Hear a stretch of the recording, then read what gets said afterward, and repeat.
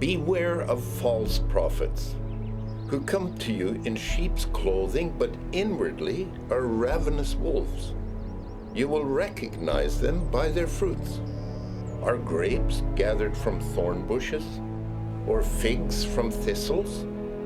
So every healthy tree bears good fruit, but the diseased tree bears bad fruit. A healthy tree cannot bear bad fruit, nor can a diseased tree bear good fruit. Every tree that does not bear good fruit is cut down and thrown into the fire. Thus you will recognize them by their fruits.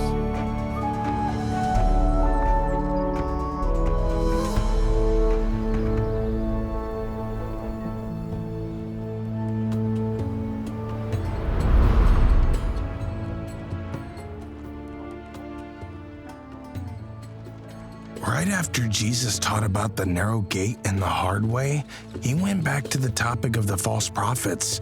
And I think that has to mean the scribes and Pharisees. In one sense, they make the way incredibly narrow and difficult for people with all their regulations and rules. But it wasn't that kind of hard way Jesus spoke about. No, definitely. But I was actually thinking about something a little different from you when Jesus said this. I was thinking, again, wow, Jesus can see straight through us. Oh, okay. Why? He was focusing on a misunderstanding, which many people allow themselves to be misled by, that it's possible to have both good and bad fruit. When I was still working as a tax collector, I knew that when I required too much money from people or treated them in a way that harmed them, I was bearing bad fruit. But I still thought, well, I do a lot of good things too, and that has to count somehow. And Jesus was really clear that that is not how it works. If I'm a good tree, it's not like I'll also bear some bad or bitter fruit now and then, and vice versa. Exactly. I think Jesus pulled the image from the prophet Jeremiah, who talks about how a man who trusts in the Lord is like a tree that sends out its roots by the stream. If I bear good or bad fruit, is simply a question of where I draw my nourishment. Let's hear that again. If I bear good or bad fruit, is simply a question of where I draw my nourishment.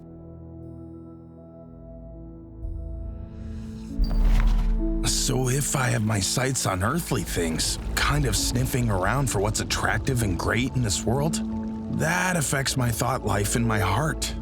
I can make it look like I'm doing a lot of good things and make sure I leave a good impression, but I can't serve God.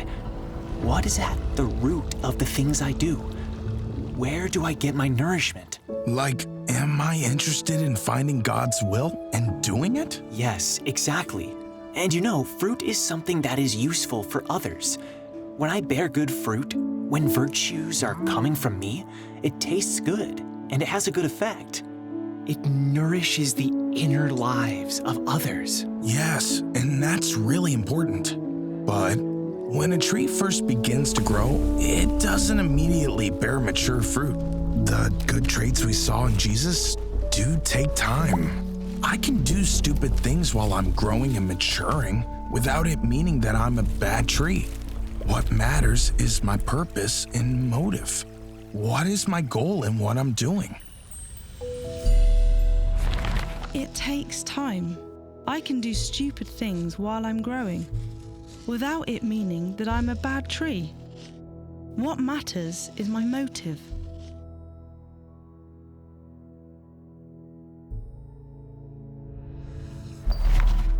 Exactly.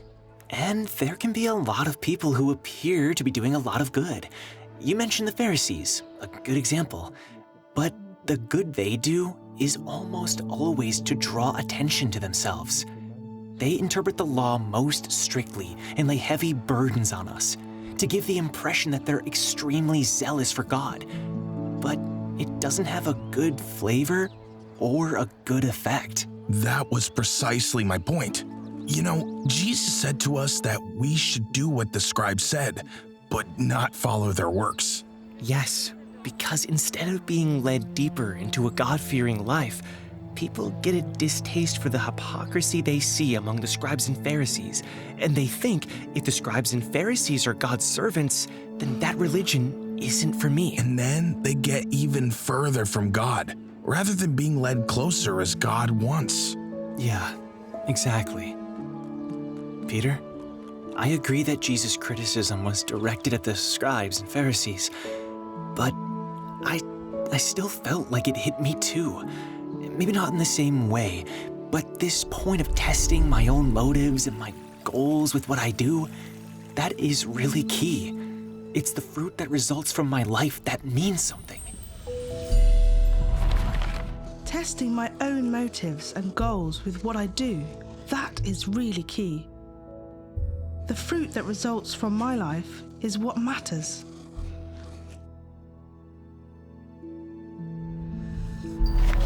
That makes two of us.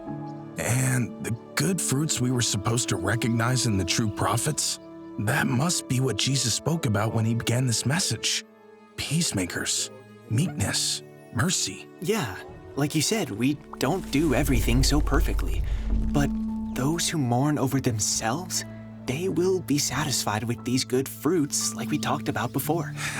Yeah. What Jesus said here is also a strong warning. We need to be on guard for false prophets. It's clear that's not ungodly people he is talking about. Anyone can see that they are evil. He's talking about those who put on sheep's clothing, who have created a good reputation for themselves and maybe an impressive facade. Yeah, and Jesus said that on the inside, they are ravenous wolves.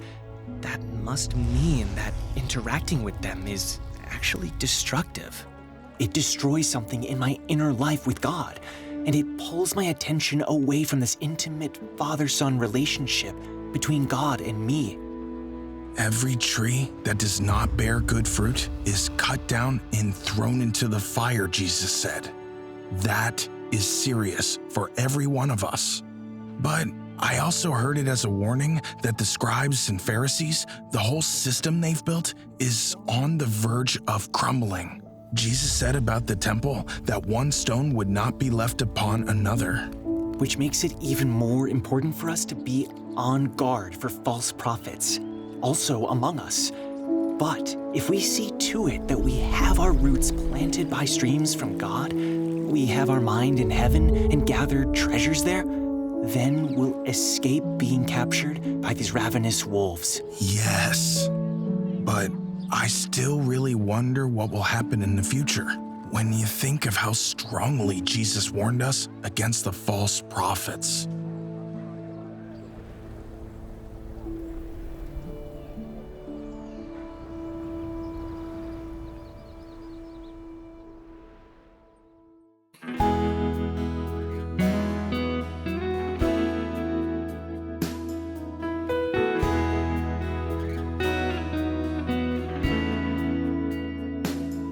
For they who with eagerness Jesus await, whose hearts in this hope